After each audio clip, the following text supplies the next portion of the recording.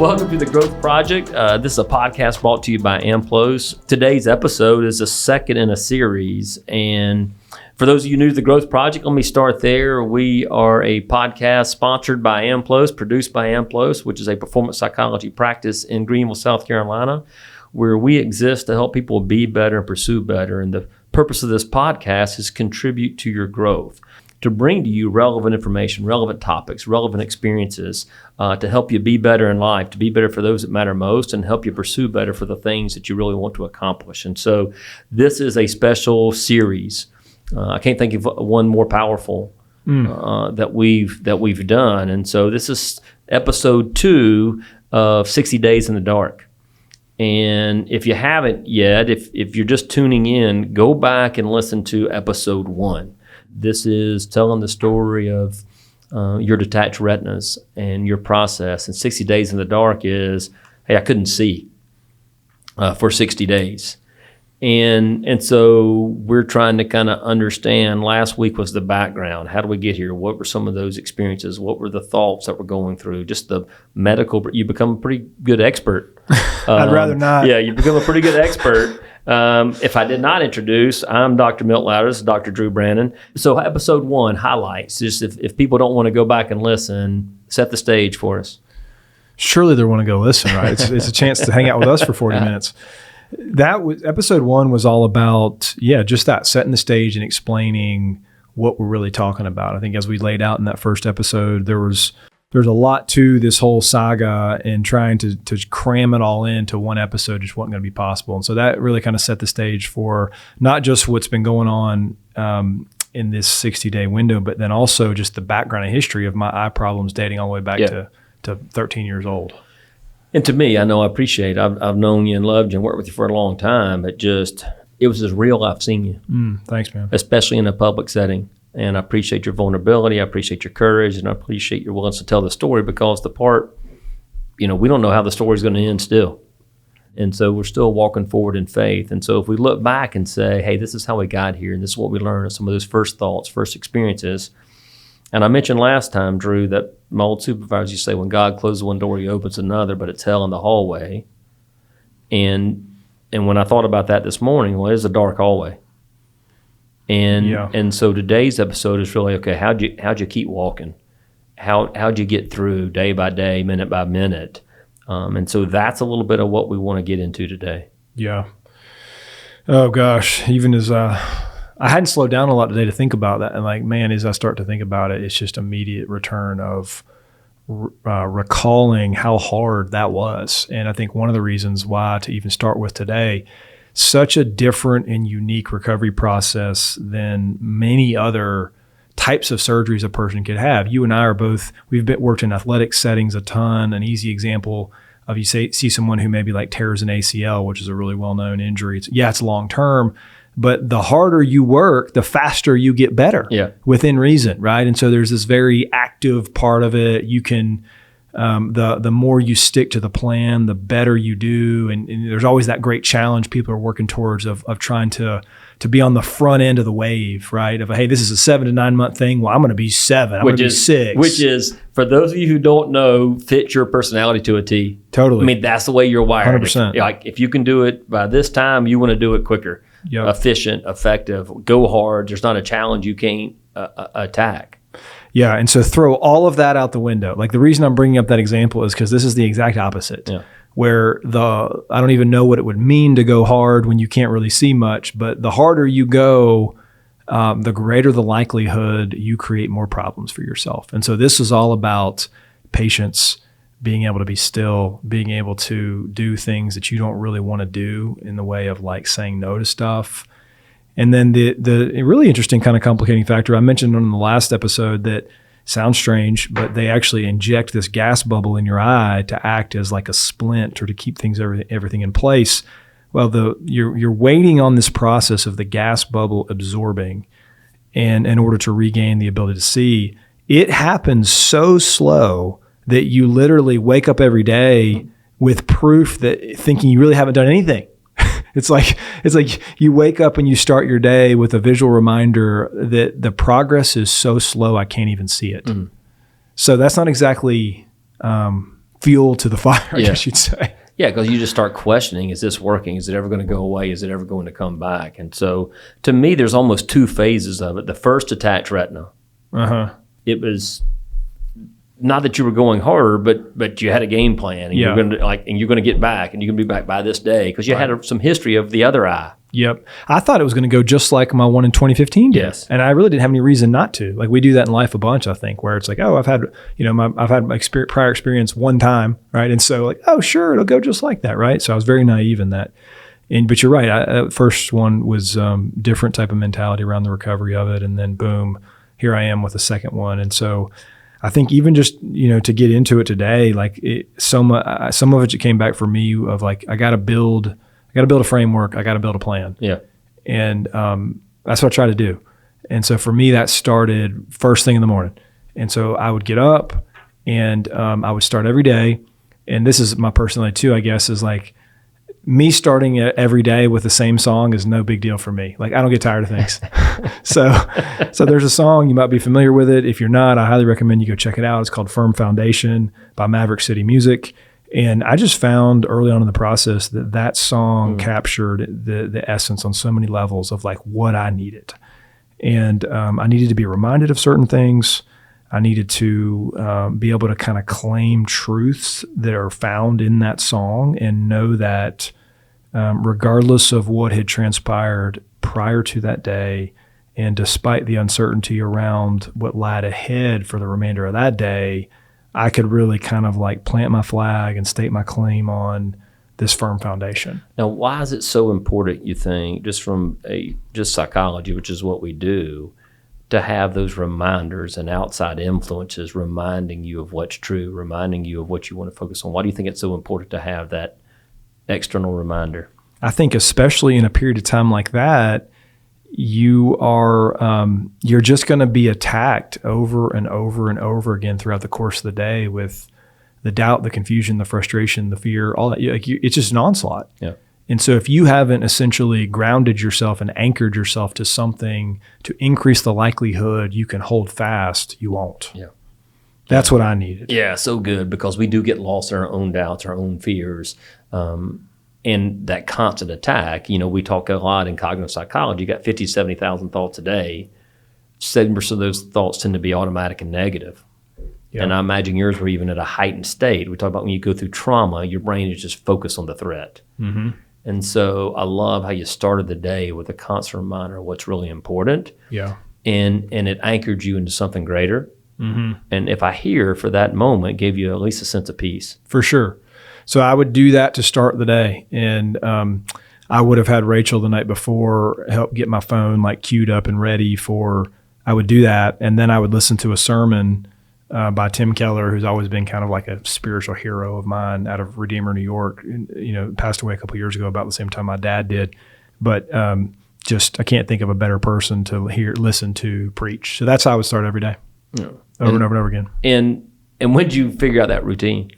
Really not until, like, I would say I was doing some semblance of that the first time through, back at the beginning of January, but not as diligently. And like, the second time, as we talked about on the last episode, was just a complete and utter, just threw me back and floored me. And like, I was really needy. Yeah. Just like, man, this is gonna be hard. Oh. So dialed in a lot more beginning the second time, which was like February 7th. Yeah. And so really kind of looked at the big picture. How do I want to start my day? Yep. What brings me comfort? What brings me peace? What do I need reminders of in this time of desperation in this hallway? And so as you kind of started the day, what was that next step? So then it really just became kind of this mentality of, how do I create a day that I'm proud of? Really simple goal. And I mean, heck, it's kind of always our goal, I think, in many ways, whether we're dealing with real life struggles like this. But if you and I have both found in many different instances, like if you can go do that with some degree of consistency, you're going to be okay. Yeah. And that doesn't mean that you'll get each and every hope fulfilled, but I do think you'll realize a lot more wins than losses. Yeah, I think that's such a worthy goal.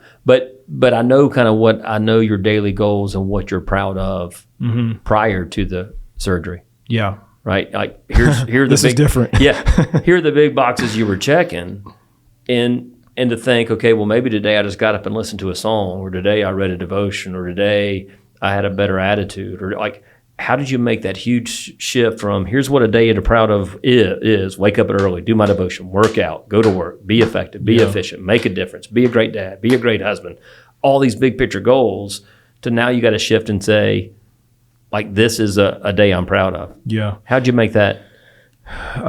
With a high degree of stubbornness at first. And so I really do think it took me the better part of 2 weeks with that first time through with the retina, where I was really doing more fighting than I was accepting internally. And I think once I realized that, okay, this is a really, really serious situation, that I've got to stick to the plan, that helped get me over a little bit of a threshold there, to where it was like, man, all of the things that I would hang my hat on in a daily basis and say like, oh, okay, like I feel proud of this day, like gone. Certainly gone in the sense of how I was used to them looking. So it became, I want to be a great dad. It became examples of like, okay, every single day after I will have gotten up, done my devotional, done those things and be ready to be standing in the kitchen when my kids came out to eat breakfast. And you know what it's like when teenagers are coming to eat breakfast before they go to school. Not exactly the most talkative moment of the day for them, but I was going to be standing there and I was going to be doing my best to communicate to them that like, hey, although dad is not really himself right now, like he's fighting, man, and he's going to do what he can to show you that like you don't need to be too worried. Yeah, and that's something to be proud of. So how'd you evaluate? How'd you try to kind of keep some markers, goals? Hey, am I just honest reflection, really? Yeah. I mean, like I think, in many ways, the goal all of us have is to get to the end of the day and look in the mirror and feel like we, to the best of our ability, created a day we were proud of. So I was really doing more evaluation at the end of the day. Yeah. When it was time to kind of wind things down and just kind of reflect back a little bit and be like, okay, like how'd you do? But I would just built this routine of I would kind of be present in the kitchen until my kids went to school, and then shortly thereafter I would go and just have a dedicated time of prayer. Man, if only we could do that with a greater, or only we did do that with a greater degree. We just don't with consistency. And then I would normally spend most of the morning just learning. Yeah. So podcast, books. I told myself that we don't do enough of that for a number of reasons. It's like, hey, I can't do much. I can listen. So I would listen to a lot of things on audiobooks. I would get lunch. I would have lunch. About early afternoon, this was really exciting. The mail would come. you were waiting on the mail. So I became that guy who was like, the mail's here. You couldn't read it. No, but Rachel could. Yeah, but so it was just, it was a kind of a marker of like, hey, we're getting along. The day is taking shape. So the mail, and then the afternoon, once I was far enough along to where they would let me walk, which was not for a while, it felt like a long while. I built a routine that I began to really enjoy, where if you're in Greenville, this, we have this fantastic called the Swamp Rabbit Trail. And on the newer part of the trail, which is near my house, it's really fresh asphalt because it's newly paved. And to the immediate right of it is very light gray stones, gravel. So it was easy to tell the difference between the asphalt path and the gravel stones, even for someone that could barely see, but I could differentiate color well enough to know what was what there. So I would do that every day. I would get dropped off at one end of the trail and I would walk to the other end. It would take me about an hour and a half and get picked up. I don't mean to laugh. I just got this image. Oh, you should. It's hilarious. I got this image. Oh, yeah. And I'm walking. Well, let's see how far Drew gets. Every time I heard like a bike or something, a run or whatever, I would just stop and just wait. Because you had no idea. Because I didn't. Yeah, I'm like, I don't know. Where are they? Like, well, who is it? I would just stand there until I didn't hear any more noises, and then I would start walking again. So it would take a while to cover. So how much more heightened were your senses? I don't know. Think? Yeah, I thought about that a good bit. Probably more than I realized at the time. Probably my hearing was maybe more dialed in than it ever had been before. But that really became a highlight because it just felt so great to get outside and move. And there were days where I had I got some great friends, and so people would come walk with me, but not a lot because it's like 2:30 on a Tuesday. People are usually pretty busy at that time. And I'm like, how did I become that guy who's at 2:30 on a Tuesday? Yeah, we always wanted some freedom. Yeah. Here I am making my way down the trail. So, but what I also hear in that is the routine, the process created a day you're proud of. I hear, as hard as it was, a little bit of appreciation for the little things. You have to. Yeah. Yeah, a little bit of, hey, the mailman came. Hey, I get to go outside, listen to this song, seeing my kids at breakfast. Mm-hmm. Those little things, that's something to be proud of. And we talked about gratitude being such a great antidote to stress and anxiety and fear. Yeah. Was there a spirit of gratitude? Or totally. Was it okay. Well, especially since you graduate to each of these things. So there was a period of time where I couldn't do any of those things. Yeah. I wasn't allowed to walk. I couldn't, make my way out to go get the mail, which sounds completely ridiculous, but it was kind of a nice thing when I could start doing that. The fact that you graduate to them and they're not always yours meant it made it more meaningful. Yeah. So, and we don't need to detail like every component of the day, but basically I would do my best to have a series of things like that build a routine and just do it again and again and again and try to be proud of it. And that's one thing about you are built to do things over and over and over again. Yeah, that's true. Yeah, and so it's interesting how God had maybe prepared you for this moment because you can follow a routine as well as anybody I know. Well, although the routine changed. Yeah. Okay. Drastically. So, hey, how we start the day matters. How we end the day matters. Mm-hmm. I love this language. Can we be proud of how we show up? Can we be proud of the day we created? What's another kind of something that helped you get through the hallway? I had to be honest with all the emotions, which is not my tendency, right? It's not quite how I tend to do things. But it became one of those deals where, because it was so difficult, the only way through was to be willing to just talk about it and be real about it and cry when you need to cry and not feel like there was any type of, well, I should be doing this or feeling this or shouldn't. Like none of that. You just had to be real about the emotions. Yeah, and so to me, this may be the most remarkable part of the journey, knowing like it isn't easy for you. Yeah, that's right. It isn't easy for you to be vulnerable or show that emotion. It sounds like the situation forced it. Yeah. But what did you start learning about yourself in terms of getting comfortable expressing that? I think I'll probably answer that this way. So you and I both lifetime Southerners, right? You would never know by the way you talk, right? You would never know that. But the good and there's fantastic things about the South. There's some maybe not quite as great, but one of the things I think we were forced to claim is the classic, like, how you doing? Know, and what comes next is often given like literally zero thought, or maybe a little bit more than zero, but not a lot of thought. And so if you will, instead of doing that, begin kind of like taking it down level by level by level. It's like, no. How are you really doing? And then maybe there's some kind of an answer there. Everyone's like, no, we're still not there.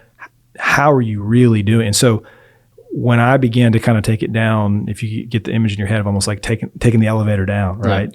First floor, second floor, like I found some things down there that one, needed to find, and two, really not sure that I would have found them otherwise. Wow. So despite how incredibly hard, man, all that has been, it's like, I don't know. I mean, I'm pretty good at being stubborn and I'm pretty good at powering through. So had I not been forced to not do either of those two, might not have found them. Wow. And so I hear not so much other people. First and foremost, you had to deal with it yourself. Yeah. You had to answer how am I really doing? What are these emotions? Where are they coming from?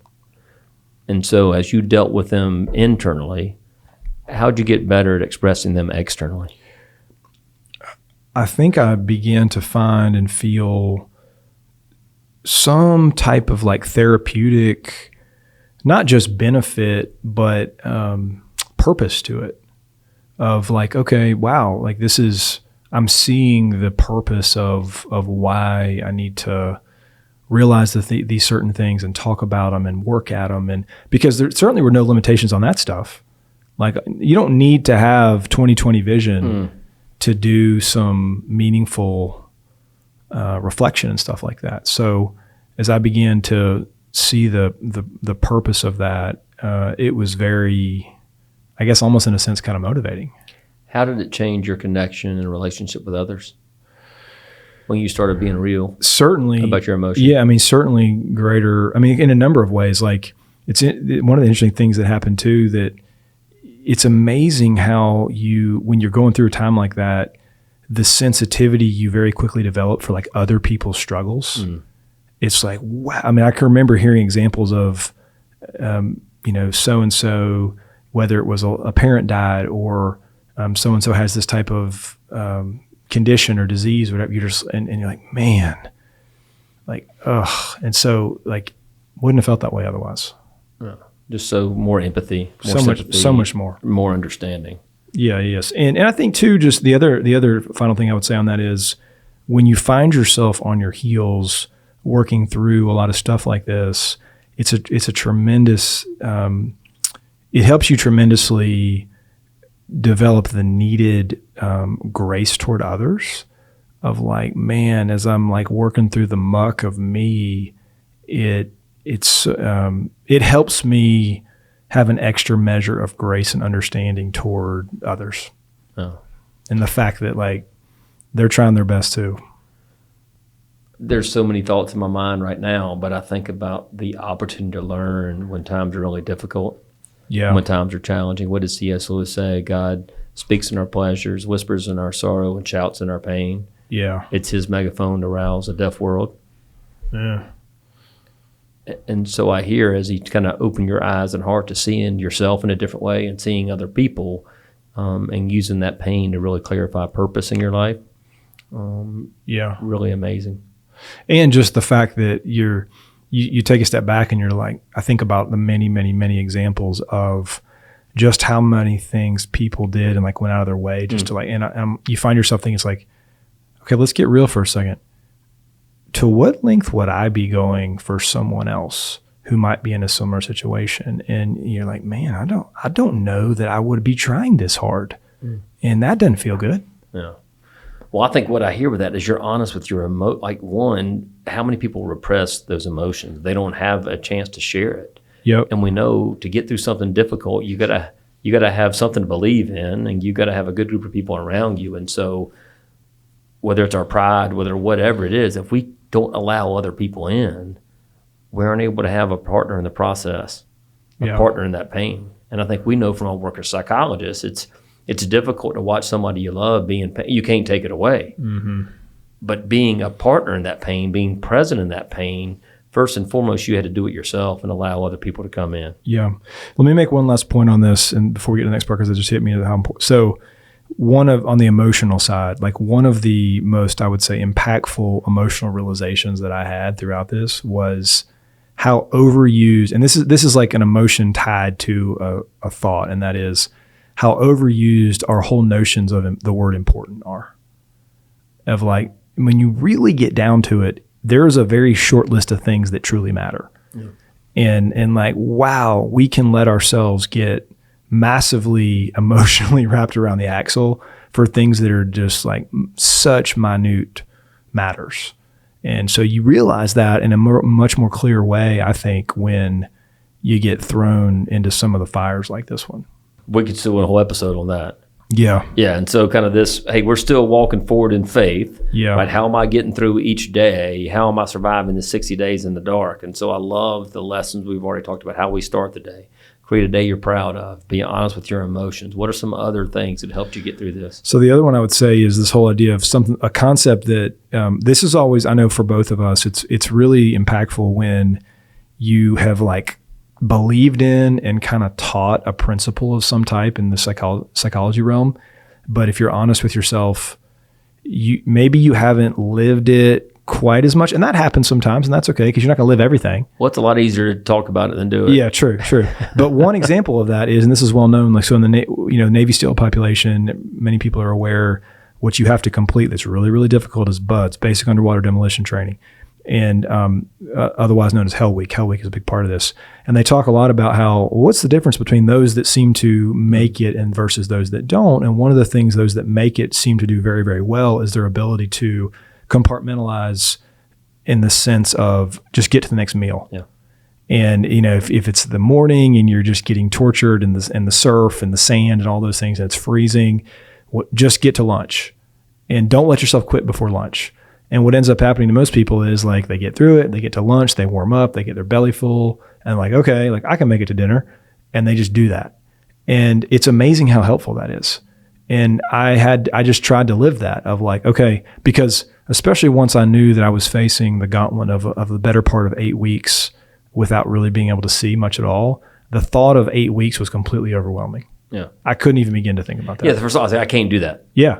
I mean, it's just completely overwhelming. And it would just send, I think, many people into a tailspin. So I couldn't think like that. It had to be just about, okay, like, let's get up, let's start the routine. We know what the routine is. Let's execute it to the best of our ability. Just get to lunch. Yeah. And then do the same thing and just get to dinner. So just breaking things down. And then, something that hit me, this was really early on in the process, is I was praying for just like, I need something today. Like it was a bad day and I just was struggling. And I'd been to the doctor and it wasn't a bad report, but it wasn't nearly as good as I'd hoped for. That happened a lot, by the way. Yeah. Yeah, it just hurt my heart to watch you get so excited about the doctor's appointment and then the devastation that it wasn't the news you wanted. Yeah. And so I remember I can like literally in my head see where I was sitting when it happened. And I'm back in my house in this room, and I kind of had like got on my heart the memory of story in the Old Testament that in Exodus 16 where the Israelites God has done like incredible things for them. He is literally like part of the Red Sea and all that stuff. And yet they're like, man, like, what'd you do? Why'd you bring us out here? Like, we didn't think it was going to be like this. And so what does he do? He showers down manna from heaven. And so manna is a form of bread, and he gives them food for that day, just for that day. And they're, of course they grumble and they're like, hey, we would prefer to just like go get a bunch of this manna and pile it up over here and know that we're also going to be good tomorrow. And he was like, don't do that. It's not what I said. I'm taking care of you today. And as I thought about that doctor's appointment, I was like, all right, he didn't tell me any bad news. Zero. He just didn't tell me as much good news as I wanted. Yeah. And so I took a step back. I'm like, I got all the manna I could ever ask for today, but it wasn't good enough for me. And so then I just tried to just use that on a daily basis of like, where is the manna in my day to day that is being provided to me for today? So good. And we want security in the long Totally. term. We want security of the things of this world. And when you say, I got enough today, and I got today. And I love you combine that with, I'm going to be proud of how I live today. Yeah. So if I go into the day thinking I got everything I need, at the end of and I'm gonna use it to the best of my ability. I'm gonna do the best I can today. Like that's a great sleep aid. Mm-hmm. I think so. Yeah. So it was, and I think really what you try to do, and of course you have some days that are better than others, but what you try to do is just go get some wins. Just pile up some wins. Let that be some form of encouragement to you. Let that build some momentum, some motivation, because long-term thinking was doing me no good. I couldn't do that. I remember, well, what does AA do? Like it's day by day. Totally. Like, and like, hey, can I just get through this day? And I remember speaking with a young student athlete 20 years ago at Clemson who was on the stages of creating a drinking problem. And this young athlete said, like, when I'm 40 years old, I want to be able to drink a beer. Like, so I can't go the rest of my life without drinking. Yeah. I'm like, hey, I'm not trying to get you to 40. I'm trying to get you to 18 and a half. Yeah. And can you break that down? And so I hear that, and you're like, can I just get through this day? Yeah, right. And put that, and get some positive momentum. Yeah. No, that's exactly right. I remember being heck, way back in the day, we went to AA classes through undergrad psychology stuff. Yeah. And if anybody ever made a statement like, oh, I can do this they're like, stop. Don't talk like that. Like we're talking about today. Yeah. So it's not even I can't, it's even if I can. Yeah. It's like, hey, here's what we know. And I love kind of tying that, man, I got enough for today and I'm going to be just proud today. of how I lived it. Yeah. Because I think the last thing I'll say about that is if you're not able to be grateful for what's been provided today, you spend so much time just focusing on what you didn't get, and it's like, of what's the remaining voids. And it's like, well, wait a second. Like, how about what you did get? Yeah.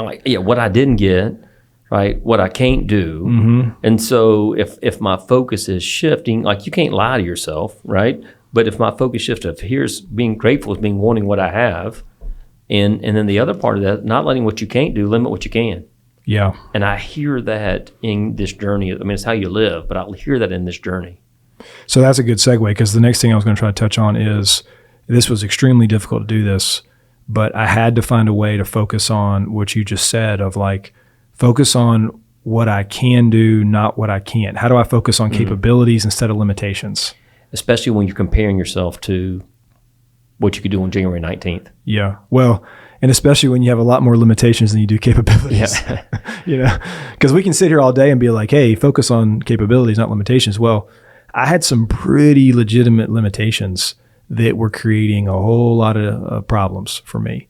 And you know, I do think it's true that you can make an attempt to train your brain in a way where you try to see and identify capabilities, opportunities, more than limitations. But then there's other moments where like, you're just mad about it. You're just mad that you don't have capabilities. And I think that's getting back with the emotions. Go through the stages of grief from Kubler-Ross.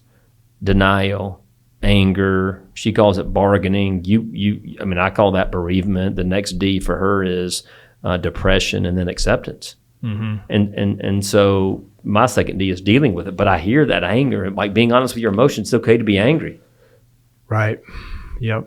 And I just had, I mean, a prime example would be that, you know me, I mean, I've run marathons and done triathlons, like I love all that stuff. If you would have ever told me that it would be thrilling for me to go for a 3-mile walk by myself down a trail at like a 14, no, I was even slower than that. It was actually, I don't know why I said 14. It was more like 21, 22 minutes per mile. Because I had to stop so much because I heard people coming. My heart hurts for you. Like if you would have told me that was like awesome and exciting, I would have been like, oh my gosh, that sounds terrible. But you know what? That's what I could do. Yeah. So I tried to just make the most of it. I'm thinking I missed my chance to race you.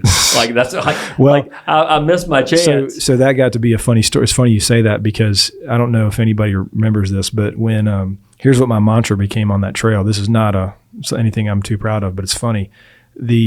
So in Colorado football's first year, Coach Prime, when the Coach Prime era began, I think they won their first game that season against TCU, and everybody's like, oh, these guys are going to be good. Well, whether it was the second game or the third game, I can't remember. They went out there and just got completely destroyed. And Coach Prime comes to the press conference, and the first thing he says, he opens his press conference, is he says, you better get us while you can. And so, you know, meaning like he hasn't yet gotten his guys in there and all that stuff. So when I would be walking down that trail and everyone is just zipping by me, I'm thinking, you better get me while you can. So are we back yet? Are we? Yeah, I'm back running, not swiftly or far or anything, but I actually did my second run this morning. Awesome. So yeah, couldn't be more grateful for that. But I don't want to gloss over that, because I think that's so important. We talk about what you can't control and what you can control, but this is more what you can do, not being limited by what you can't do. Yeah. And even if, and I think accepting your limitations, you know, one of the greatest challenges, Drew, I think we face in life, accepting the limitations of being human without accepting the limits of being human imposes upon us. Mm-hmm. And I hear that. I had to accept and come to grips with, here are my limitations. Here's the things I can't do, but not letting that set limits on what I can do. That's what I hear. Yeah, agree with that. And then I know we probably need to move toward wrapping here in a second, but I do want to make sure we touch on this for a second, because this was really meaningful for me. Is and heck, you and I have dealt in this space so many different times with different people in different contexts, but like the question of why. That's a dangerous one to ask, and for so many reasons. But I definitely realized along the way here that I wasn't going to be able to answer that one. However, there was and is a real opportunity to try to the best of my ability to connect all of these events and struggles to some type of bigger purpose. And I certainly, as we were sitting here today, I don't know, I can't fill the blanks in for that. I don't know that. I don't know the answers for that. I don't know what specifically those purposes might be. But I knew that in a similar way to how, as we've talked before about whether it's Viktor Frankl or Stockdale or whoever it is, of these guys, while in significant struggle, saw that there was an element of that was going to be a huge component of the rest of their story. Yeah. And so I don't know that, like I said, I don't know that yet, but I got to the point in time where I saw the purpose of that, I guess. Well, I love what Viktor Frankl talks about in Man's Search for Meaning, about finding meaning in your suffering. Yeah. And you may not get the answer why. I think it's a valid question. But how can I connect this to something greater than myself? What can I learn? And how can that shape my experience? And how can I use that for good? Yeah. Oh, totally. Because I can remember even thinking there's different versions of that. Because at one point I had this thought that it was like, okay, this is happening whether I want it to or not. So what are you going to do with it? But that's not really the chord to strike. Yeah. That's like this kind of like hard and that's hard. Let's go hard. Yeah. I'm gonna prove something. Yeah, that's not the chord to play. That's not where I wanted to be. And so although I realized that, it's like, no, that's try again. And so it became more along the line of like, okay, where does the potential exist in this to change me for the better in a formative way? And, to be clear, like, I don't want anyone to get the idea of like, I was spending my days just happily reflecting. No, not at all. But, so maybe the next episode we can talk about what to do and what not to do. But what I hear there is back to even how you started is the whole paradigm shift. The harder I go, the better it's going to be. Yeah. And even the harder I try to learn something, though, like what you're talking about when you talk about Frankl and Stockdale is you can just go harder. You can try harder. But what you said there, I don't even know if you called it. This is less about what I'm going to do with what I learned and more about who I am going to become. And what it's going to do to me. Yes. Yeah, right. Mm-hmm, that's very true. Boy, that's wisdom. That's wisdom. So I don't know if it was wisdom, but it was my best attempt to see the things that it seemed like I was supposed to. But I think that's growth for you, for me, for any of us, because especially in our field, Drew, everything we read, everything we touch, everything we watch, we're like, okay, how can I use this to help somebody else? Mm-hmm. How can I put this into practice? Oh, I bet Georgia football would benefit or like that's how your brain works. Yeah, for sure. It's true. And it was so powerful to hear you say, no, this is more about what can I learn, not what can I do. Mm-hmm. Yeah, I appreciate you pulling that out. Yeah, who can I be, not what can I be doing. Mm-hmm. So good. Let me know when you've mastered that. That would be. Yeah. Just as you said that, I was like, man, me too. I don't know that I figured that out yet. All right, I know we need to kind of wrap up, but yeah, I guess we've managed to work our way through episode 2 with one yet to come. Yeah, and again, it's just so powerful to me to, one, watch it and watch you struggle through it, but two, to kind of continue to gain insight from it and being able to have the courage to tell your story and to be honest with yourself. And I appreciate you sharing it with me, and I appreciate you sharing it with our listeners. Because if there's one, it's death, it's taxes, and what we know to be true, people are going to face trauma in their life. Yeah. And we created this podcast to be relevant in people's life. And I can't think of anything more relevant than what are some of the lessons you've learned as you're walking through that hallway. And how do we gain that knowledge and continue to apply that knowledge going forward? Yeah, well said. Very well said. Okay, thank you to our listeners, and I hope if you've made it this far, you'll turn into episode 3 coming your way soon. Thanks so much. Thanks.